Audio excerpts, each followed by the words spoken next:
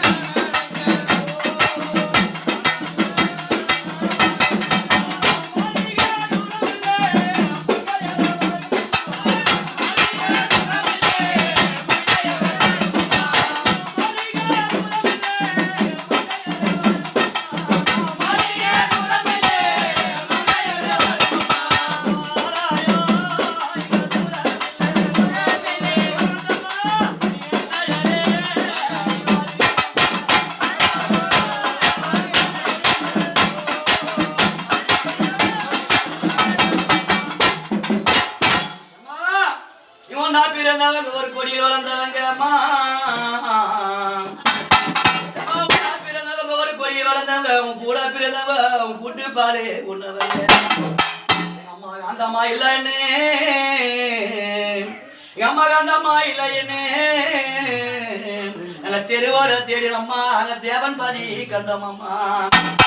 அம்மா கண்டம்மா நீ எங்க இருந்தாலும்,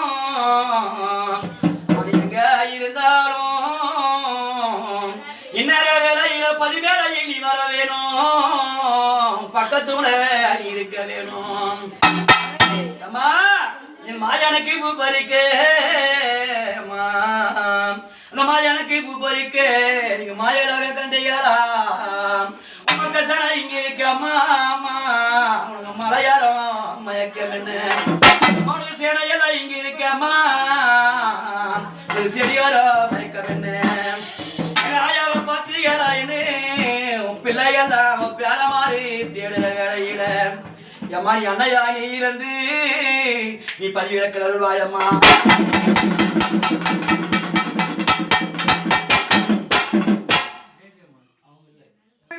என்ற ஒரு கண்டு கனவென்ற வாழ்வை நம்பி என்ற புவிதனில் காற்றென்ற பூவாசை மாறாத சுழலினோம்,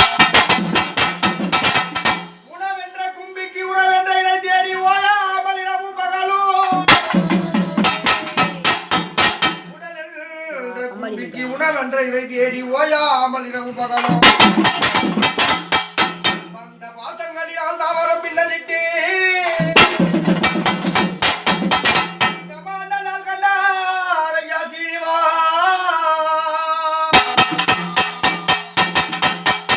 சிற்றனே சிவகாமி நேசா,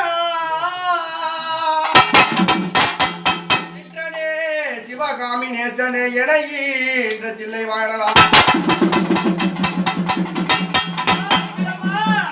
நீ கண்ணி கழியலையோ கட்டழகி போனவரோ